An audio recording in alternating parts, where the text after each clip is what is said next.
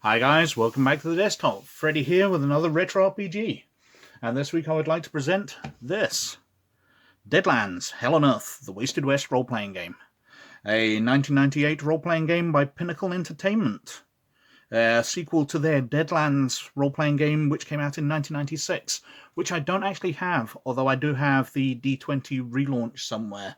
And I possibly even have the Deadlands Reloaded, which came out in 2006. But the original game I never had. I got into Deadlands because of this one, which is a post-apocalyptic role-playing game, and the post-apocalypse is my favorite genre of game. So I had to buy this and really liked it, which is why I sought out the other ones, which are more cowboy games, and I'm not the biggest fan of the cowboy genre. But anyway, let's have a look at the back cover. Deadlands, Welcome to Hell. The year is 2094. But the future is not our own. The last war ended 13 years ago when the supernatural doomsday bombs fell, killing billions and terraforming the world into a vast deadland, allowing the mysterious and powerful reckoners to manifest in the flesh. These unholy beings rampaged across the wasted west, decimating the survivors of the apocalypse, then mysteriously vanishing across the Mississippi to parts unknown. Since then, humanity has struggled to rebuild. The cities shudder beneath still howling storms, leaving only the waste to those few who remain. Deadlands Hell on Earth is completely compatible with its companion game, the award-winning Deadlands The Weird West.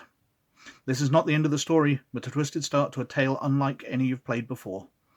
It is once again a time for heroes. Players take on the roles of rad-slinging doomsayers, vengeful law dogs, brain-burning psychers, scavenging junkers, and righteous templars, or simply gun-toting survivors.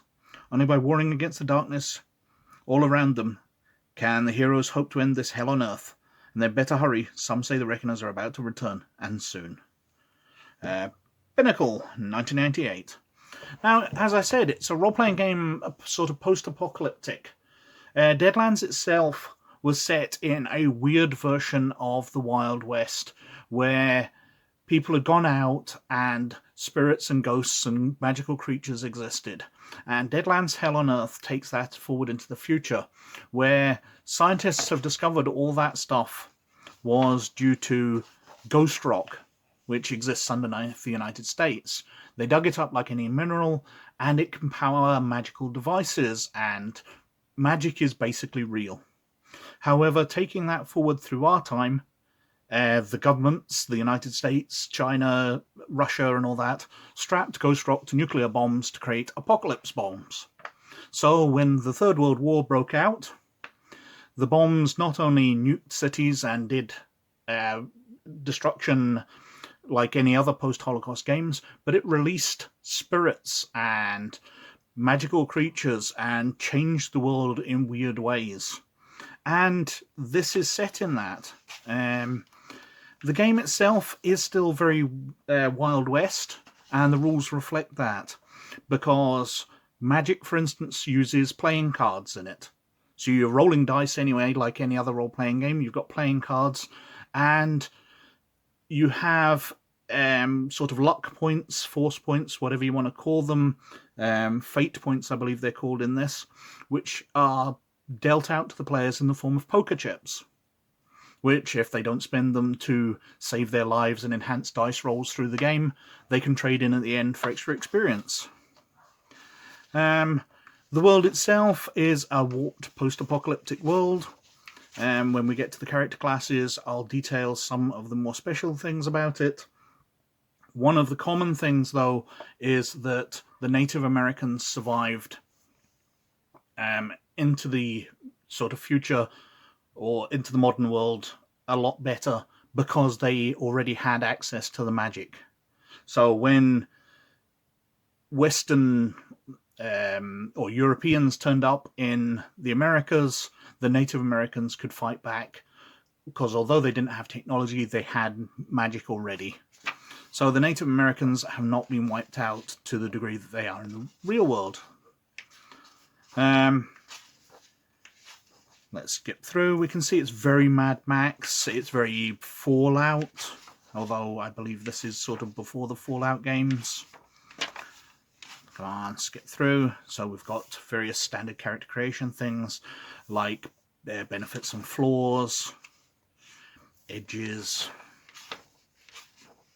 We've got gear, most of it which will be guns and axes and things. We get on to the creating heroes and the archetypes. And this is where the game really shows its own variant of a post-apocalyptic world. So we've got Doomsayers. These are people who magically manipulate radiation. So they believe that radiation is sort of magical in itself. So they basically worship it. Which sounds very familiar if you've played the Fallout games as the... I can't think what the cult is. Cult of Atom, that's it, in Fallout games. The Doomsayers are very much like that, but they take it a step further because they can actually manipulate radiation. We've got a standard gunslinger, so very Wild West. An Indian brave, as I said, the Native Americans have survived through into the modern era. We've got junkers. These are people who take the magical powers and ghost rock and create devices just made out of junk, which somehow magically work, so they can create powered armor or jetpacks or whatever from junk, powering it by magic, mainly from their own minds. They are kind of casting a spell, but that's their own particular way of doing it. We've got law dogs, who are basically sheriffs. Go out and kill people for the law. Soldiers, because it's only a few years after the war, there's still soldiers left over from the apocalypse who are still armed and equipped. Ravenites are a particular cult of Native Americans who took on modern technology. They are mainly the bad guys, to a degree. We've got road warriors, so Mad Max. We've got savages, so like the Savage out of Mad Max. And we've got Templars, who are people who tend to fight for justice. They've taken on the roles of sort of paladins, and the ghost rock and the magic available has given them magical abilities. So they basically are paladins. Some very nice colour sheets there. We go into the rules about blowing stuff up and shooting things. Fairly standard for games. What else we got in here? There's driving in there, fate chips and bounties. So as I sort of said, you get dealt a certain amount at the start of the game, which you can use to increase your rolls or avoid yourself dying. No Man's Land, so we're on to the GM section. So we're getting Doomsayers, where they come from, and their magical powers. They can mutate things, and they have faith and various powers. The power of the atom. I haven't commented on the artwork. The artwork is of a high standard, but I really do like the nuclear bombs with sort of skull faces in them and things, because the ghosts were coming out in the nuclear detonations of this war. They're another sort of demon.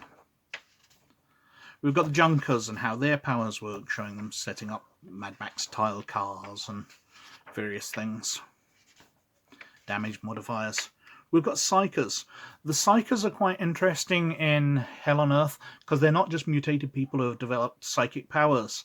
These were people who were trained up before the war as weapons, that the power of the mind would be a weapon in the next war. However, in the setup of the game, in the years up to the war, humanity discovered a wormhole to another planet where they sent all the Psychers off to fight against the natives there. As the apocalypse happened and support for this off-world crusade failed, the Psychers all boarded and came back.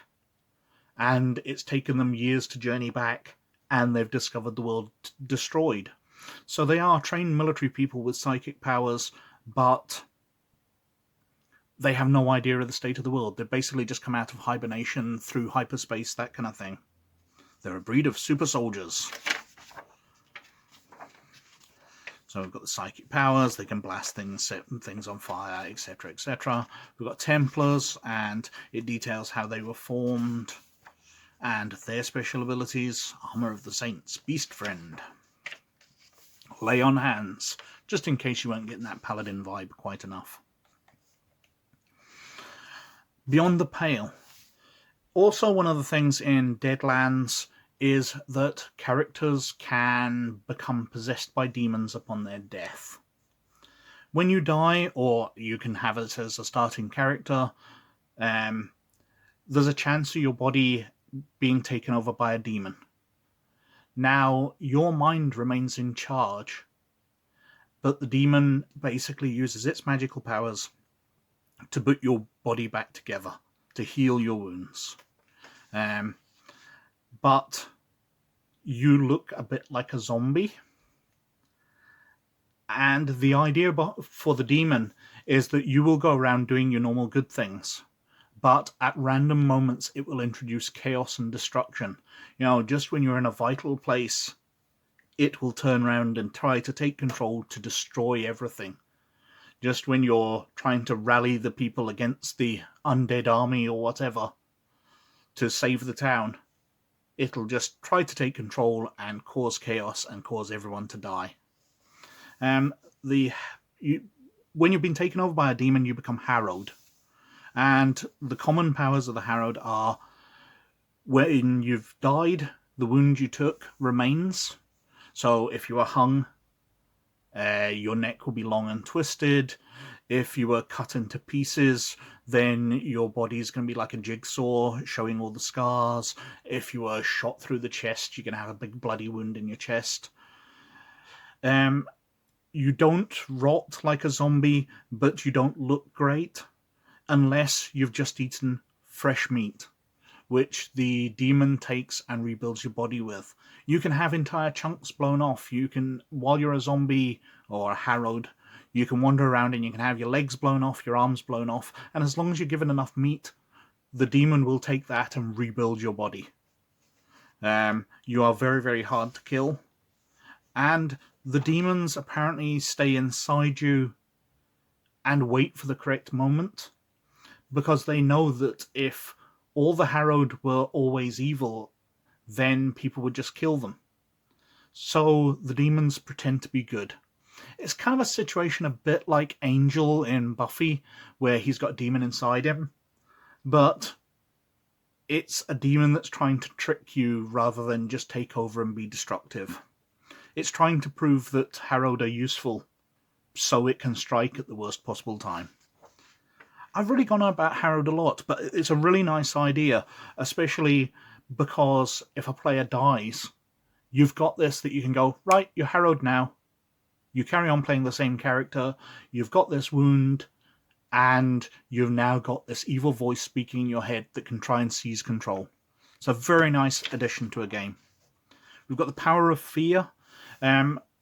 Because it's these demonic forces which were released by the nuclear bombs, fear is a big thing, and it can cause creatures to manifest. So where towns exist, there's hope, so monsters don't tend to appear there. But in the wasteland between, where it's hopeless and it's destroyed and it's horrible, especially in the cities which were absolutely blasted, fear exists, and fear creates monsters. I don't think I need to detail it more than that. Marshall's book, I thought I was already on the GMC section, details the reckoning, lost colonies to this alien world that was inhabited, the tunnel to a system called Faraway, how to run the game, standard games mastering stuff, how to deal with the poker chips, how the power of fear works, some secrets of how the harrowed work, the Manitous are the demons inside them, and what they want to do.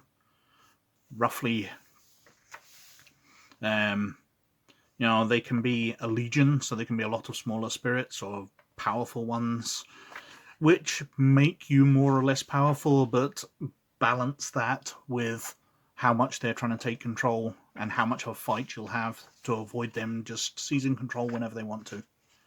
We've got some arcane happenings, all based on cards. So draw from a pack of cards and you can see what mutation has happened. Junker mishaps. The bad guys. We're going to come on to some more colour plates of monsters. So we've got automatons, who are basically Terminators, but instead of a brain at the middle, or instead of an electronic brain at the middle, they've got a Harrod's brain, the undead brain of a person controlling this body and programmed. Black hats are just generic bad guys. Blast shadows, as they look, the shadow of somebody incinerated during a nuclear blast, come to life. Blood wolves, which are blood-drinking werewolves, vampire werewolves. Croakers, because the mining of ghost rock in California caused much of the state to crumble into the sea. So there's a lot of islands which still they mine ghost rock on, and there's a lot of sort of fish creatures around there. So if you're seeking ghost rock and the magical powers it can enhance you with, you're going to be facing lots of sort of boat travel and lots of aquatic creatures. Dogs of war, sort of demonic wolves. Doombringers, who are the Doomsayers, but they've started to mutate and become evil. Lurkers, which are mechanisms blasted by the ghost rock bombs, so they come to life after a fashion. So it sort of comments that people going into cities can see girders which look like twisted claws, building facades resembling leering skulls, and pile of debris looking like corpses or monsters waiting to pounce on unsuspecting trespassers. And these things do have demons embedded in them, so bits of architecture in these really zones of fear can come to life. Night terrors, sort of gargoyles, I guess. What else we got? Shraks, land sharks, rad rats. Is it a post-apocalyptic game if it doesn't have a radiation rat in it? Toxic zombies, troglodytes, or just trogs. Walking Dead, sort of zombies, wormlings. And that's us at the back with an advert for Deadlands Lost Colony coming soon. A game I never actually saw on the shelves, but I do know existed. And that is Deadlands Hell on Earth. The game itself sets out the rules. There's a lot more world building in the Hell on Earth Wasted West source book, and they brought out lots of other books which I may cover at some time in the future. But that is that book. A very interesting game that I like a lot, although I've never played. But what can I say, except thank you very, very much for watching, as always. Please like and subscribe if you like what I'm doing, but most of all, you look after yourselves. And I'll catch you later. Bye.